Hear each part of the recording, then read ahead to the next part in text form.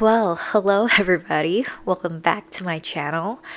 In this video, we are going to do a drama review. We haven't done that in a while. I'll be doing my nighttime skincare routine while we're doing it. So, all right, let's begin. Let me take off my glasses first. So, the drama we will be talking about is the 2000 Thai drama Prissana. Prissana that aired in the 2000s. So, oh my god, I have to read the cast names. Let me put on my glasses back. So, it stars Taya Rogers as the titular main female lead who comes back from the States. She was kind of raised by his paternal uncle because her mom was widowed and they were poor because they were cut off by her dad's parents. So her paternal grandmother, the mom takes up the offer because she already has three daughters, and that's how she came to growing up in the States. But her uncle sends her back because she is becoming a young lady. Since she's pretty, he's afraid that she might fall in love with an American guy. Prissana comes back to her home country, Thailand, with her American values, and she shakes things up in 1938, the kind of traditional and conservative Thai culture as she moves back. Her and her family becomes acquainted with I guess, a prince, a royalty, and because of her reputation, if you're new and you don't belong, then bad rumors start circulating about you, and the prince got a negative bias against her, and the prince is played by, all right, I'm gonna butcher his name because Thai names are so hard and so long. So it's Tik Justaporn Poldi, okay? And she also doesn't have a good first impression of him because she thinks he's a snob. The more they spend time together, they fall in love and happily ever after, I guess. This drama overall was really good. I was looking for something worthwhile to watch, and I've run out of Korean, Chinese, and Japanese dramas since I guess I was rewatching my favorites for the last few months to fill my time. And I decided to branch out into Thai dramas thanks to My Sherry Amore. And I guess that's over, and I'm still watching the currently airing Good Heavens, I'm a Goose, Not a Swan. I guess I was looking for older Thai dramas to watch. And this one has really good reviews, so I checked it out. And it was really good. Surprisingly, for the time period that it was aired, it was very modern.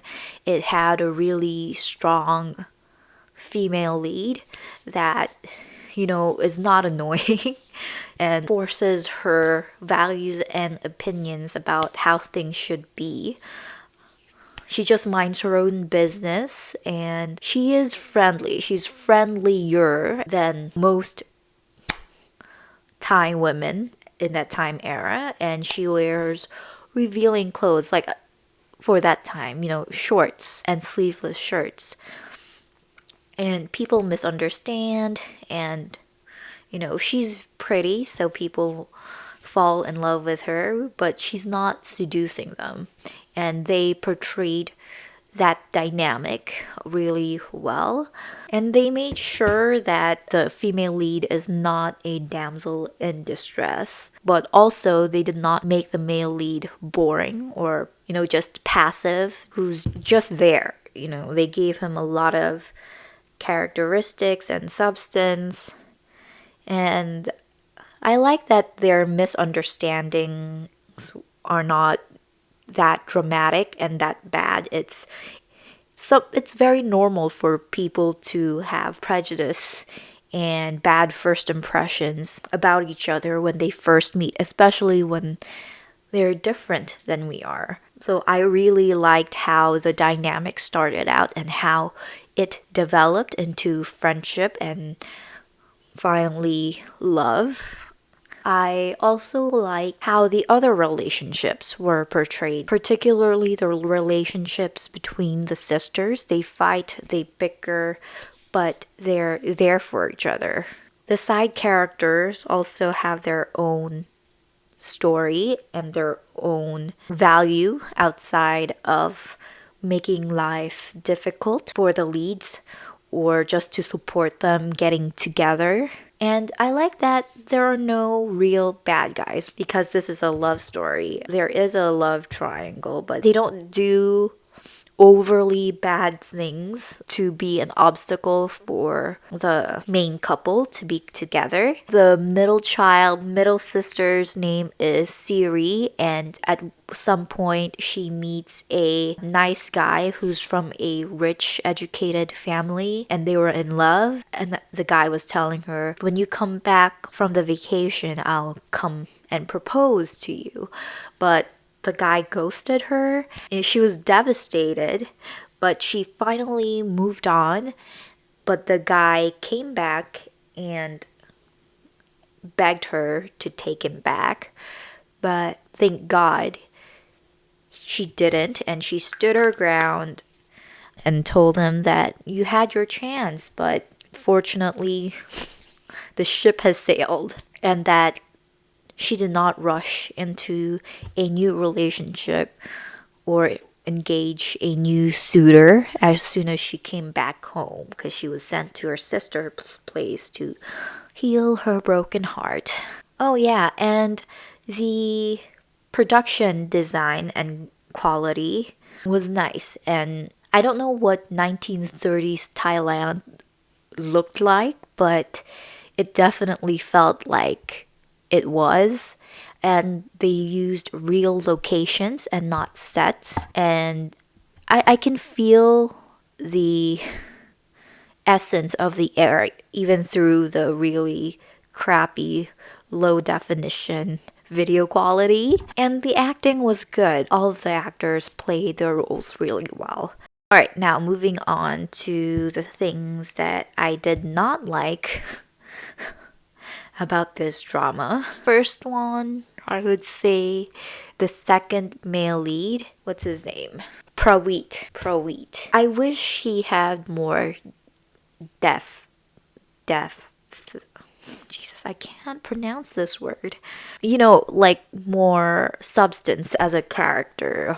But compared to the other characters, he was very surface level and shallow, I would say. There were times that he was vulnerable in the show because he is a son of a, I guess, mistress or not the official wife, and he lives off of the prince, who's also his friend. I don't think he showed any character developments at all, and I felt like he definitely should not have ended up with Anong, who is one of the sisters of Prissana, who has been in love with him since their vacation before Prissana got home. Because this guy was chasing the sister for the longest time, but when he got dumped and rejected several times, and when Anong told him that she had feelings for him since forever, finally he realizes that he's in love with Anong. Oh my god. And for Anong to end up with him after he broke her heart so many times and he was just immature and childish even after they got together. I just felt like Anong deserved better. At least make him suffer a little bit and earn Anong's love. And for Anong to have a little bit of self respect. she did during their engagement period, but I think she really needed more time to develop her character. But, I wish there was more time apart between them. Well, the next problem exists in a lot of the older dramas, but I feel like this is very severe or in the next level in Thai dramas where people spread rumors and they gossip and it's all wrong information, which leads the lead to misunderstand and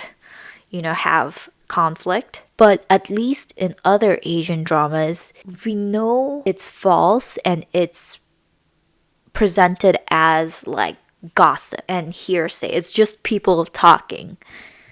But in Thai dramas, they make it sound like it's a fact. They state their opinions and what they want as a fact. Like the main antagonist for the story is Rati. Rati and her mother are pining for Rati to seduce the prince. And they keep saying that, oh yeah, the prince will propose soon. And oh yeah, we are preparing, for the wedding. And, we're just waiting. It's gonna be soon that he's going to propose and yada yada yada.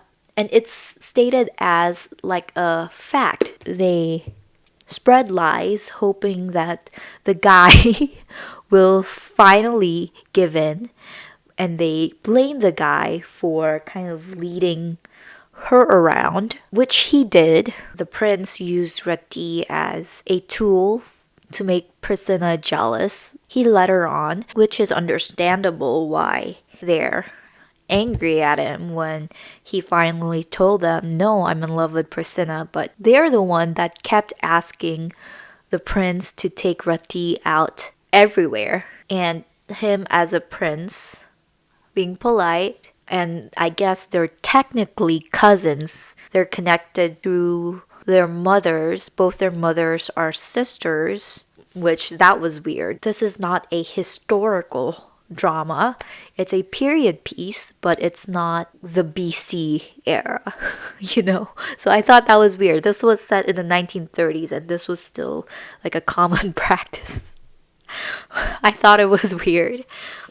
Anyways, so yeah, they spread this misinformation. Hopefully it will come true one day. But I was surprised. They spoke mean words to Prissana. They looked down to the poor. They're rich and they're kind of connected to royalty. And they said mean words and tried to humiliate the female lead. But it wasn't as bad as other dramas, which I appreciated. Well, I guess moving on to the main reason I made this video. There was some point in the drama where I felt that the female lead was a lot younger than the rest of the cast.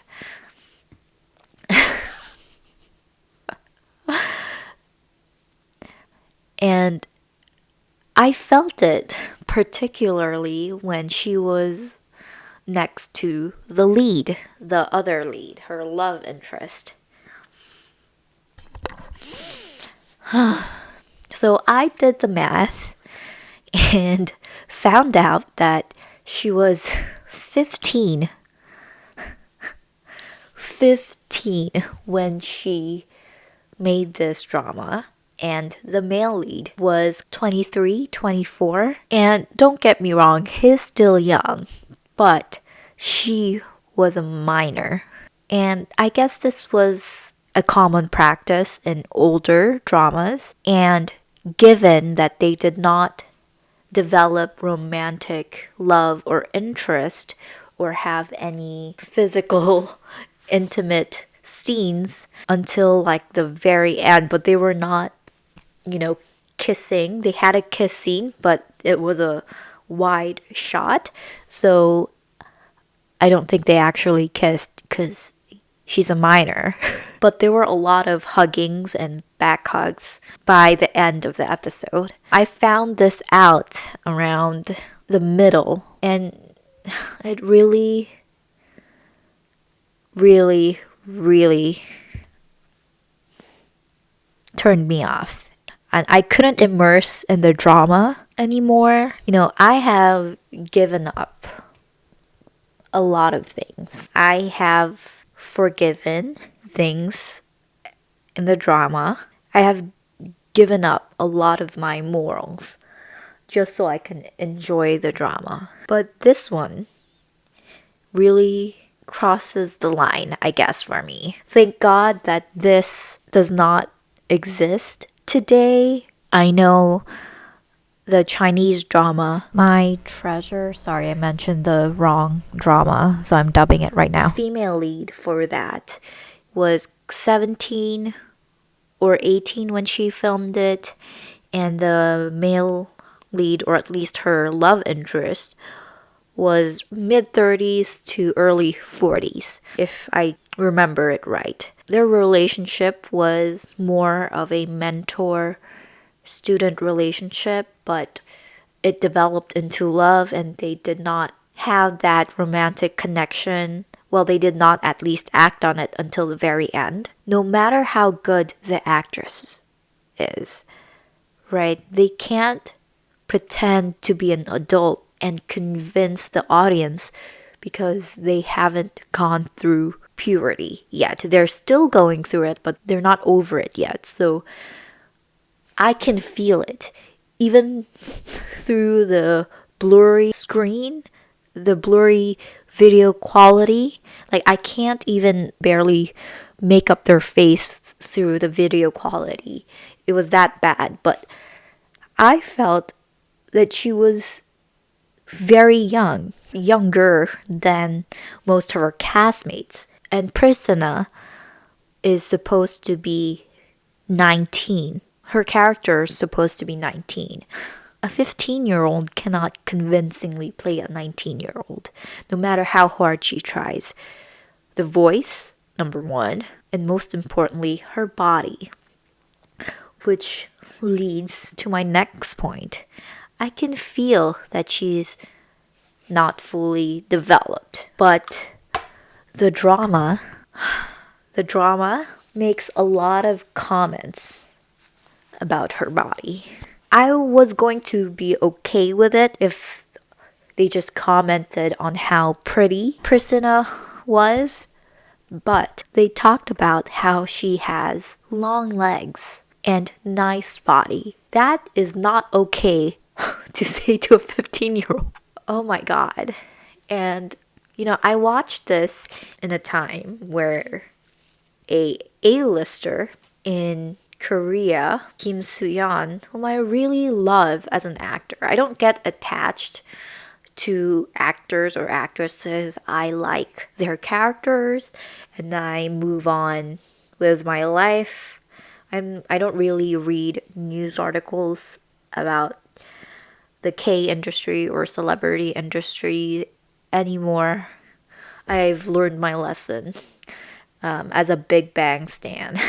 And that made my perception of the drama even worse. It's not once or twice that they comment on how sexy this 15-year-old portraying a 19-year-old is. It's all the time.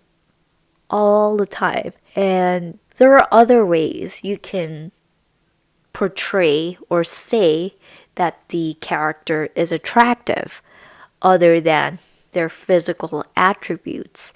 You can say that she has a bright personality. She's very friendly. She's not modest like other women of that time. That's why men are more relaxed around her. Men are more drawn to her. You do not have to make a comment about her body. You can just say she has an untamed beauty, like her hair, because her hair is curly and big, and Her personality's big and unfiltered. So they can, and I felt the hypocrisy and the irony of the drama because of that. I don't know. I'm just really sad about it because it's really nice. And I think there's a lot of version of it, and there's even a 2015 version, but this 2000s version is particularly good or better. I can't rewatch it anymore because of it, which is sad. Because this is definitely a rewatch kind of drama. It has a high rewatch value, but I can't watch it anymore because of that reason. Because I really can't be convinced of their love story. Like on paper, it makes sense, but when I see it, it just pulls me out of the drama right away. The moment I found out. Yeah, that's it about the drama. But I've been watching a lot of Thai dramas lately, and you'll see the list in my drama list, which is linked down below, or you can see it in the next upcoming Asian dramas I watched in March video that will be coming out soon after this. What's interesting is that the first ever Thai drama that I watched, I finally found out which drama it was with Davika Horn. It's called Lady of Fire, and the male lead is the same male lead as this drama, which is a nice coincidence. Well, now I have to rewatch it and I can see the male lead in a higher quality video and see why he was so sought after. Oh, and I've learned a lot about Thai culture and Thai language. I was really confused when they said a lot of P a lot in the beginning of their names, and I found out that it's a term of addressing somebody who's older than you, like oppa, onni, Duna. It's unisex, so you can use it with any other gender. And Hua Hin is a popular vacation spot. I only knew Bangkok because I visited Bangkok when I was young. But for, I guess, the Thai locals, it was Hua Hin, their favorite beach destination. Chiang Mai is mentioned a lot. I don't know what the particular importance of the city is, but I guess the characters do a lot of important business in Chiang Mai. Yeah, so I just wanted to share my thoughts about this drama because it's been on my mind lately, even though I've finished the drama a couple of days ago. And I felt like I need to let it out for me to finally move on and let go. So, overall, this is not a bad drama. I just have one major particular issue with it. They do have chemistry. I can't lie. They have chemistry and I can feel it. And the relationship is well developed. And it's not just surface level shit. I like the progression and the development of the relationship. And it's just too bad that this unfortunate common practice, I would say, is present in the drama that I wouldn't or couldn't rewatch it. Alright, I think that's it for this video. Bye everybody.